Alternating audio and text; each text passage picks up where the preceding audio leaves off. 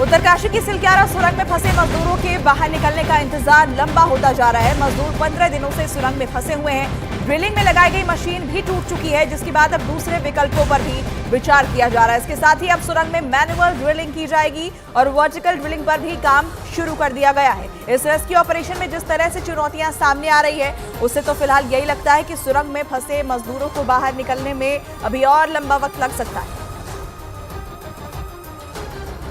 उत्तराखंड में उत्तरकाशी की सिलक्यारा सुरंग में 14 दिन बीत जाने के बाद भी फंसे मजदूरों को बाहर निकालने का रास्ता साफ नहीं हो पाया। इस बीच उत्तराखंड के सीएम पुष्कर सिंह धामी ने रेस्क्यू में जुटी केंद्र और राज्य सरकार की टीमों के साथ एक हाई लेवल मीटिंग की, जिसमें सिलक्यारा टनल में फंसे 41 मजदूरों को बाहर निकालने के लिए नई रणनीति पर भी चर्चा हुई। सुरंग में मलबा हटाने का काम शुक्रवार को एक बार फिर ड्रिलिंग करने वाली ऑगर मशीन के खराब हो जाने की वजह से रुक गया था, जिसे ठीक करने में रेस्क्यू टीमें जुटी हुई हैं। बताया गया कि अब तक करीब 50 मीटर तक मलबा हटाया जा चुका है और करीब 8 से 10 मीटर मलबा हटाया जाना अभी बाकी है।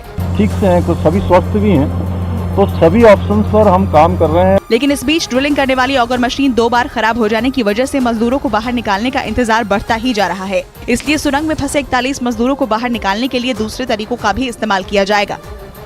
उत्तरकाशी रेस्क्यू ऑपरेशन पर इंटरनेशनल टनलिंग एक्सपर्ट ऑनल डिग्स के मुताबिक मजदूरों को बाहर निकलने में अभी 1 महीने का वक्त और लग सकता है।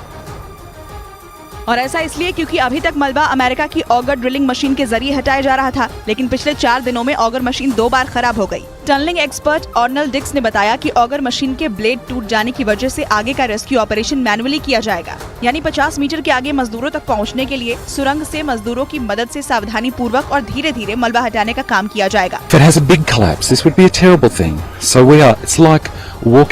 walking on glass, जिसमें सुरंग के अंदर फंसे 41 मजदूरों को बाहर निकालने में 1 महीने का वक्त लग सकता है, यानी उन मजदूरों को सुरंग से बाहर निकलने में क्रिसमस तक का भी समय लग सकता है।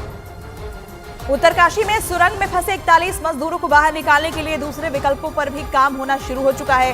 सुरंग से मलबा हटाने के काम में हो रही देरी की वजह से अब सुरंग के ऊपर से ड्रिलिंग का काम शुरू किया गया है और इसके लिए सिलक्यारा सुरंग के अंदर नई मशीनों का पहुंचना शुरू हो चुका है। अभी तक ऑगर मशीन के जरिए सुरंग के अंदर भरे मलबे को हटाने का काम किया जा रहा था, लेकिन ऑगर मशीन के खराब हो जाने के बाद सुरंग में फंसे उन मजदूरों को बाहर निकालने के लिए दूसरे तरीकों पर भी काम शुरू कर दिया गया, ताकि उन्हें जल्द से जल्द सुरंग के बाहर लाया जा सके। देखिए, नई मशीनें जो है जो सड़कों पर फिलहाल खड़ी थी, वो अब अंदर की तरफ आने लगी है। ड्रिलर मशीन का हिस्सा है जो अंदर की तरफ आया है, जिससे ड्रिलिंग की जाती है, और इसको भी इस्तेमाल करने की जो बारी है वो आ रही है, और इस वजह से एक एक करके तमाम मशीनें जो हैं बाहर आती जा रही हैं। अब ज़रा हाइट पर अगर आप देखेंगे तो आपको वो ऊपर जो मशीन है वो नज़र आएगी जो ड्रिलिंग के लिए पहुंचाई जा रही है, और ये लाल रंग की जो मशीन आपको ऊपर नज़र आ रही है, ये ड्रिलिंग का आगे का हिस्सा है, जिसमें पार्ट्स लगते हैं अलग अलग। तो जो नीचे का हिस्सा हमने दिखाया वो उसी मशीन में लगने वाला पार्ट है। इसलिए सुरंग के ऊपर से ड्रिलिंग का काम शुरू करने के लिए मशीनों को सुरंग के ऊपर पहुंचाया जाना शुरू कर दिया गया है। सिलक्यारा सुरंग में फंसे मजदूरों को निकालने की नई योजनाओं में लंबा वक्त लगना तय है, इसलिए सुरंग के अंदर उन मजदूरों को के मनोबल को बढ़ाने के लिए कई तरह के इंतजाम किए जा रहे हैं। और सिलक्यारा सुरंग के अंदर फंसे 41 मजदूरों से टेलीफोनिक कम्युनिकेशन बनाने के लिए तार बिछाने का काम भी किया गया।